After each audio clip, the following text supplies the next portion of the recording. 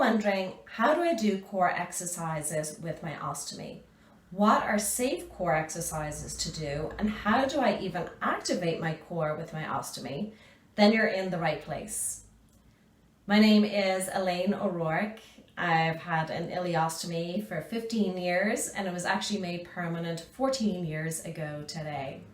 I'm a yoga teacher and I also am the creator of the amazing program Surviving to Thriving, Overcoming Ostomy Challenges so you can live a fulfilling life. Because I know all of the struggles that we go through with having an ostomy, but I also have so many solutions, and I like to really help people to get back into their lives and do all the things that they love to do before they got their ostomy or before they got sick. But today, this video is going to explain what the core is and also help to give you some ideas of some core exercises to do that are pretty much safe for everybody. So the first thing is hernias. This is a question that I get a lot. What can you do about hernias? I mean, the fact of the matter is no one knows when they might get a hernia. So if this is something that is causing you to not do exercise, then I highly suggest getting a hernia belt or one of those ostomy support belts so that it can help to hold things in, apply that little bit of pressure in for your belly. Personally, I just wear things that are a little bit tighter and that does the trick. But I was always really active anyway before I got my ostomy. So personally, for me, it hasn't been a problem over all of these years. And I do a lot of different exercises and I do a lot of core, focused core work. Also, if you are still new to having your ostomy, if you're still recovering from surgery, then I recommend giving yourself a couple of months before doing any targeted core work or even longer. First of all, just get yourself moving, get outside, get walking, regain your strength first, and then add in specific core things afterwards. And always consult with your doctor before you do anything anyway. But let's get started. You can do this standing or sitting. I'm going to explain how to activate the deep core muscles, the transverse abdominis muscles, which run this way across. And these are the stabilizing muscles, and the core is involving the back muscles up through the shoulders and the hips, but I'm going to really be just focusing on the lower belly and the upper belly for this demonstration. So firstly, locating your frontal hip bones, the ASIS, and imagine that you are tying a belt into the lower belly, like you have a pair of drawstring pants on, pulling in, and then zipping up a slightly tight pair of jeans that are fresh out of the dryer, right? That feeling of like, oh yeah, gonna get into them, but I can still breathe. So that is activating your core. And the beautiful thing about that is you can be activating your core as you are walking, as you are in line at the supermarket. When you are talking to people, you can still be activating your core and strengthening those muscles and awakening those muscles. And then with the upper abdominal area, corseting in the ribs. So the frontal ribs, if you tend to be an overarcher, like I would naturally be, then the ribs tend to splay out. So here I'm not connecting to my core at all. But if I pull in my little yoga belt on my pants, zip up the lower belly, and then with the rib cage, draw the rib cage, the lower ribs in towards each other, like you're knitting them in towards center, and even a slight feeling of drawing them down if you tend to overarch. Really, we're looking here to keep a neutral spine. So we got the little in curve in the lower back, and then we have that slight out curve in the thoracic spine, and then the in curve at the neck at the cervical spine. So this here is all bracing the core. So we're now going to use that sitting. You can either be sitting on the floor or on a chair. Again, just as a way to feel that activation without actually doing anything firstly. So if you're sitting, try and have your feet actually firmly down on the floor. Sitting a little bit more towards the front of your chair also. And lengthening, draw your feet down into the earth. Lengthen the spine up. So now I can already feel an activation in my core just by connecting down into my feet. And then frontal hip bones drawing in towards the lower belly. Zip up the lower belly. Take your hands to the side of your chair or onto the arms of your chair. Draw down and feel like you're trying to lift your butt up off of the seat of the chair or off of the floor, but you're not actually going to lift it up. Just imagine that you are. Breathe and see if you can feel that activation of the core, the deeper core muscles. Another time, press down either onto the arms of your chair or onto the seat of your chair. Drawing down, press down into the feet and then try to lift your butt up, but you're not actually lifting. And then release that. So you can do repetitions of that if you wish to. Then with the sides, since we're sitting here, and again, you can do this on the floor. The nice thing about doing this sitting down rather than standing is that it's going to help keep your pelvis in a more stabilized position rather than borrowing from the pelvis in order to do some of the core work. From here, we're going to bring the left arm up, lengthen through the left side, and then from here, hinging over towards the right, but you're keeping your left butt down. There's this equal weight between the right and left side. So you're getting this stretch through the side body. And then back up to center, lower the left arm down, and then lift the right arm up. So again, you're getting as long as you can through the sides, equal weight between the right and left buttock bone as you hinge over to the left. A couple of breaths in and out through the nose. And then come back up, lower that down. And then this time, without lifting the arm up, but drawing down, so if you've got shoulder issues going on, you can do it like this. So getting that nice side bend, but you're stabilizing, you're activating your core. It's a slow movement from side to side. If you want, you can add in the arm up overhead and switch it up a little bit. Another thing that I love to do sitting like this is a little twist. So taking your arms by your sides like so, you can even imagine that you're holding a tray. The shoulders are broad, the feet are drawing down into the floor. And then slowly you are twisting from the waistline. So again, there's no movement through the hips or the lower back. And then back to center. And then a little twist to the left. And back to center. Through the exhale, twist to the right. Inhale, center. Exhale, twist to the left. And inhale, center.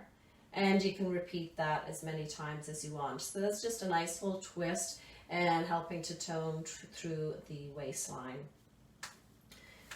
We're going to come onto our hands and knees, keeping this neutral spine position. So you can play with, first of all, this is known in yoga as cow pose. So this is a back bend. So here I am now activating my core rather than letting the belly drop down. I'm activating the core and then rounding up the spine through cat pose.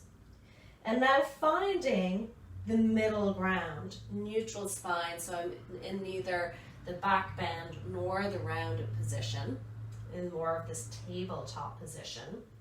Drawing down into the hands, spreading the fingers, a little bit more weight into the knuckles where the fingers intersect with the palms. Then taking the right leg out behind and take the foot down to the floor. Then notice, are you dropping the hips from one side to the other, or is the pelvis level? And it can be helpful to have someone there to help guide you through that as well. And lifting the right leg up. From here, with the exhale, the knee is going to draw forward and up into the ribs. So there's a little rounding of the back into that cat-like position. And then inhale, taking the leg out behind. So exhale, rounding in. You can release through the neck also. Inhale, open the leg out behind. And then to add in the element of balance and to make this a little bit more complex, the left arm reaching out in front. So here, again, connect to the core so that you're not collapsing through the lower belly. Instead, you're engaging.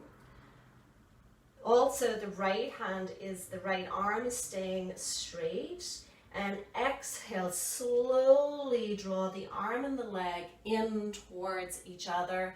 And then inhale, open it out. So exhale, hug it in, a little rounding in the back. Inhale, open out.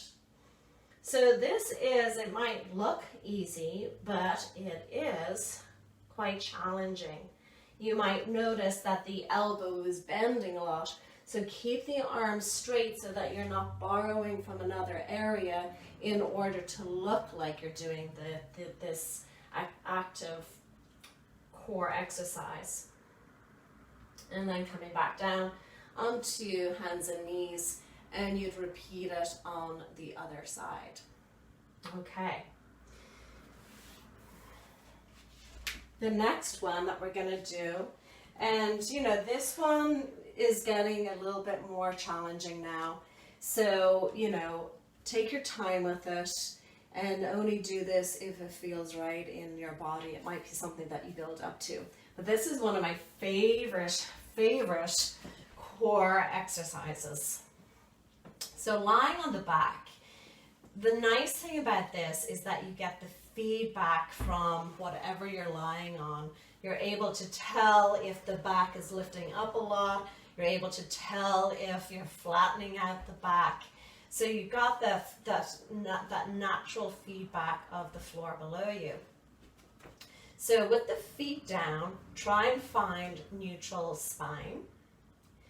And then the frontal hip bones, same thing. We're drawing them in towards the lower belly, so we're tying that belt.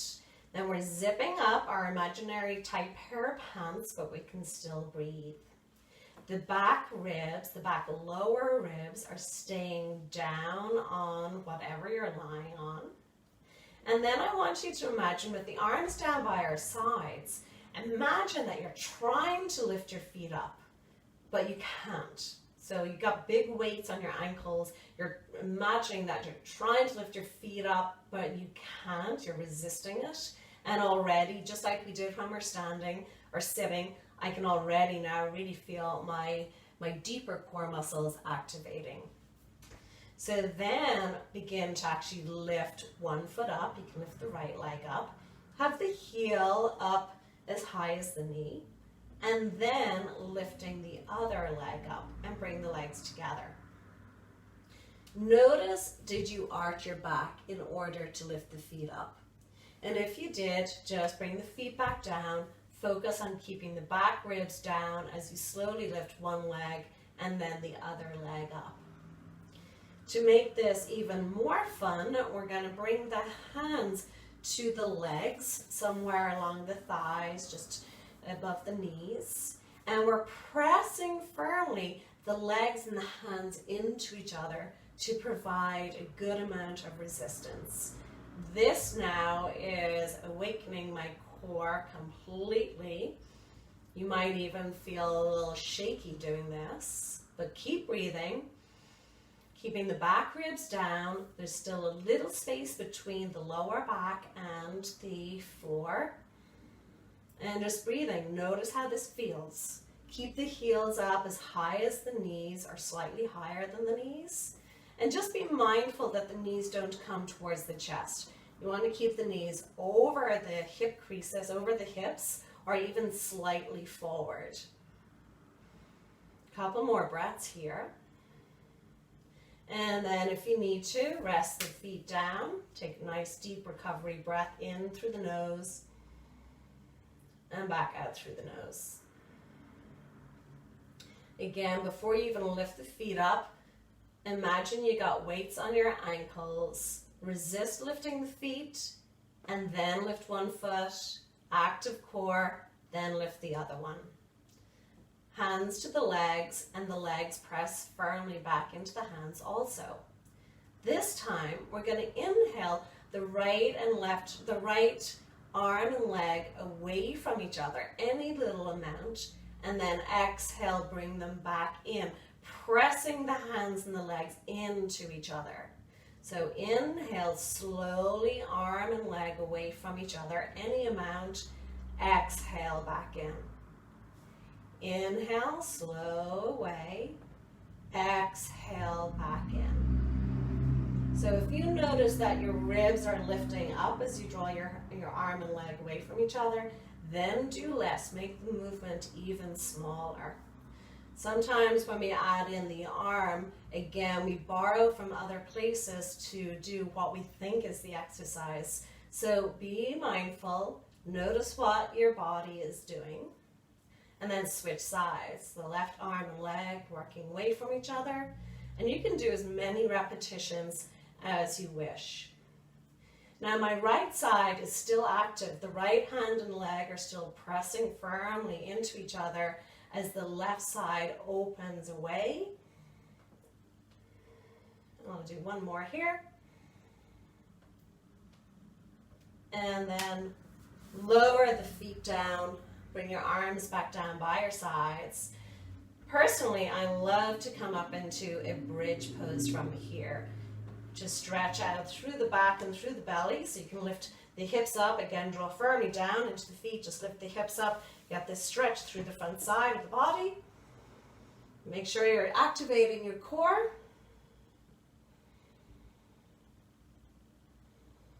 And then you can roll the spine down from the upper back through your mid back, lower back, all the way down. We're going to add in one more, so this would be a lot more advanced now, but I'm going to demonstrate it since I am here on my back. Again, activate the core before you even lift up. Activate the deep core muscles, bring the legs up. This time, we're going to do both arms and legs at the same time. So inhale, arms and legs away from each other. Exhale, back in. Inhale, open away. Notice I'm keeping my back, lower ribs down the entire time. I'm being mindful that this is overarching. I'm being mindful that I'm not overarching. Like back ribs down. Inhale, arms and legs away from each other. Exhale, back in, that firm connection. Inhale, open away. Exhale, back in.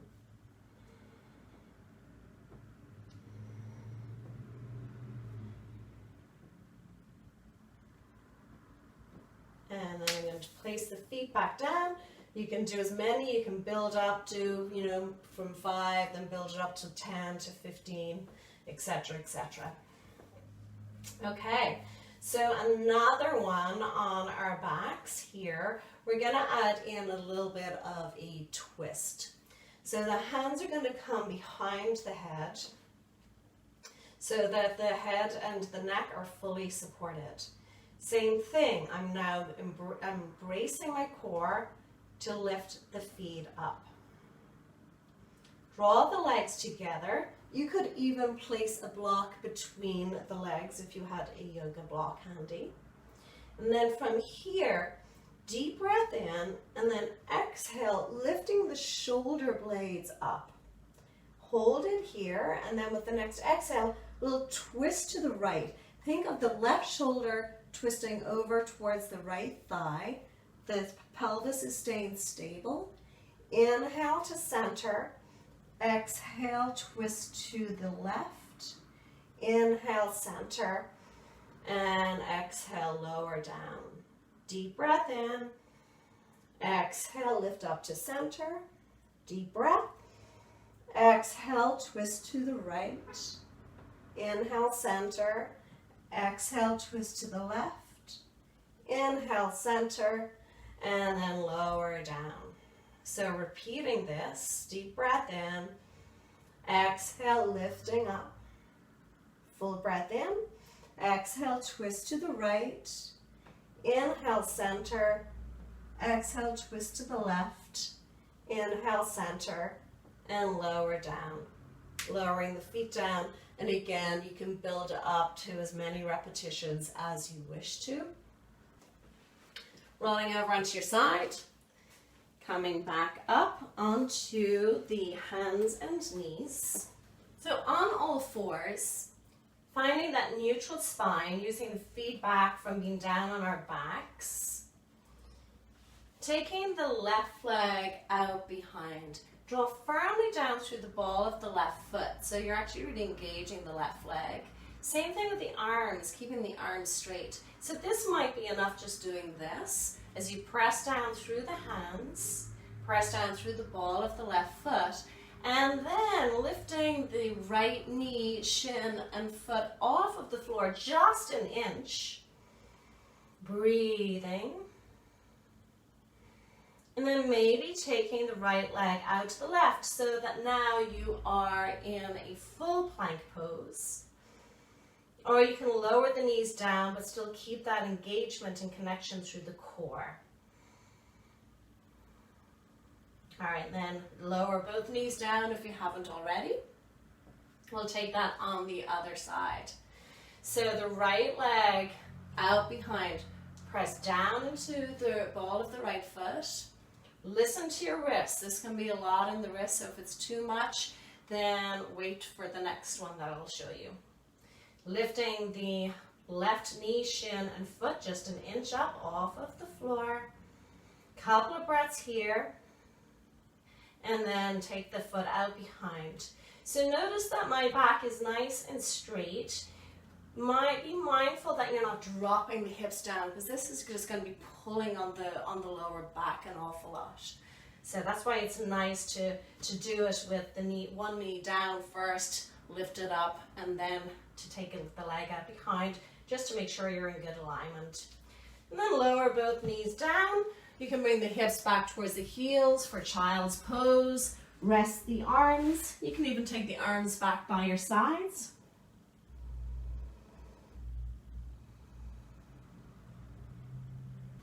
Okay, and then the next one we're going to come into is forearm plank. So this is a great alternative, especially if you've got wrist issues going on. So you're going to come onto the forearms. You can either interlace your hands. I like to take one little finger behind the other one. So you can interlace the hands, or you can have the forearms fully down. Elbows are shoulder distance apart. And then you're going to walk the knees back so that you feel like you still have that neutral spine position that we've been talking about. Then same thing, you can straighten out one leg and then straighten out the other. So now you're in a full forearm plank. This is really awesome. It's also helping to tone the oblique muscles. Again, you are drawing the frontal hip bones in towards each other, zipping up the lower belly, and of course breathing. Be mindful of the hips sagging down.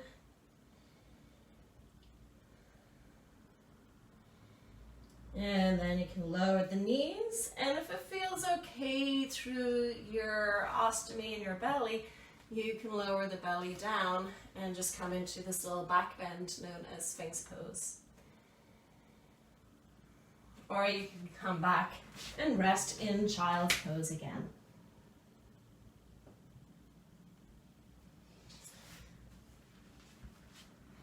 Okay, so there's some ones to get you going that there's something for everyone there. Feel free to check out my website, ElaineO'Rourke.com, and definitely download my freebie, 3 Simple Ways to Eliminate Fears About Your Ostomy. Also, feel free to contact me, and again, my website is ElaineO'Rourke.com. All right, be well, and if you've got any questions, just let me know.